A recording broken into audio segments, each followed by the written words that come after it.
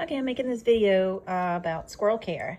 This is a baby. This is Piglet. He is about 3 weeks old, a little more than 3 weeks old. I got him at about a day old, and he's going for his bottle.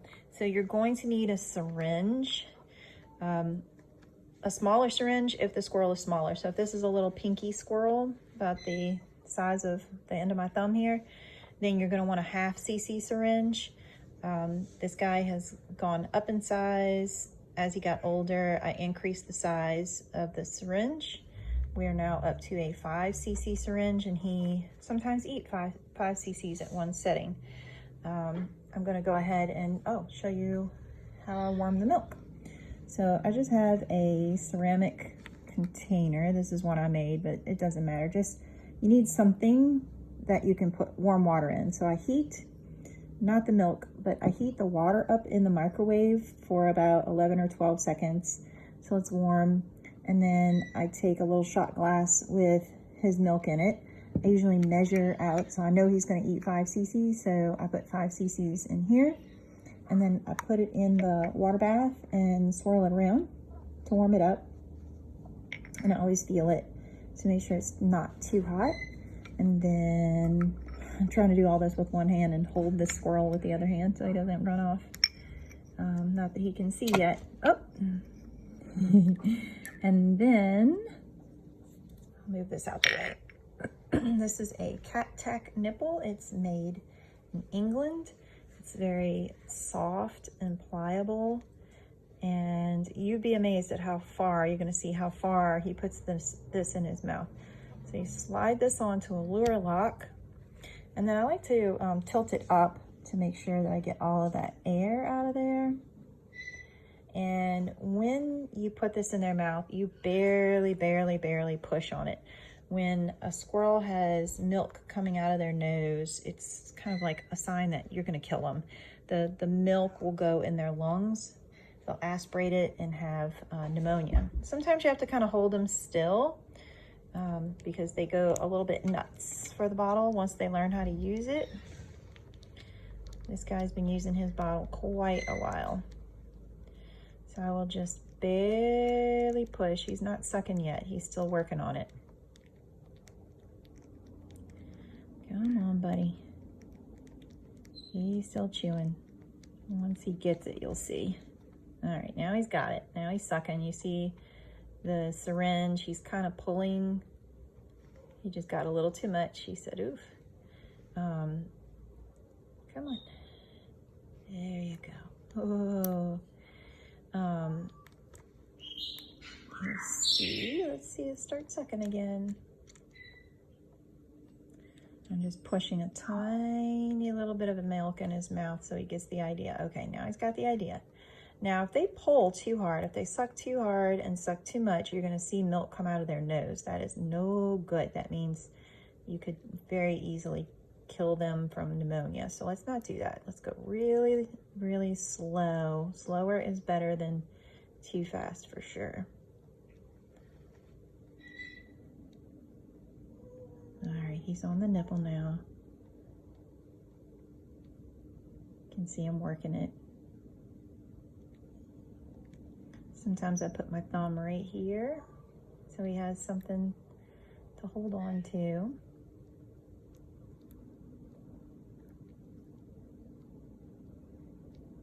He's going to take a little while to drink this bottle.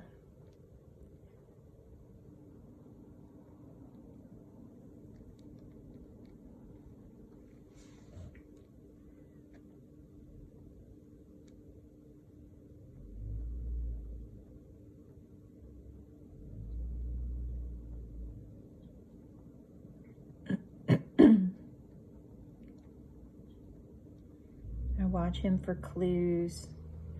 If he stops sucking, then I stop pushing, and I'm barely pushing. He's sucking more than I'm pushing. I'll feed him the rest of this in a minute, but what I'm going to show you now is how we go to the potty. This is very important. Little squirrels don't go potty by themselves. You have to make them.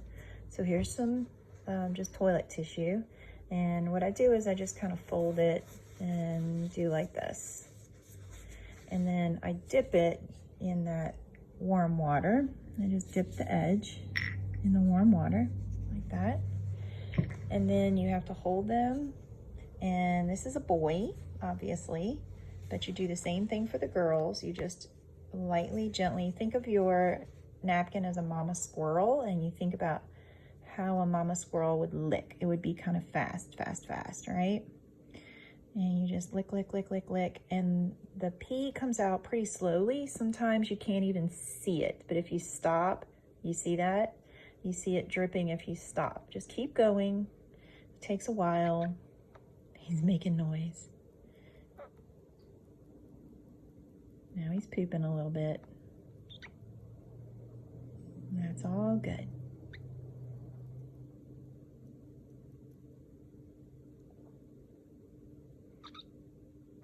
Now I wouldn't bathe them too much because they can get really cold. If you need to, take a little damp towel and just kind of pass it over the dirty spot if they get milk or poop on themselves, but I wouldn't do a whole bath.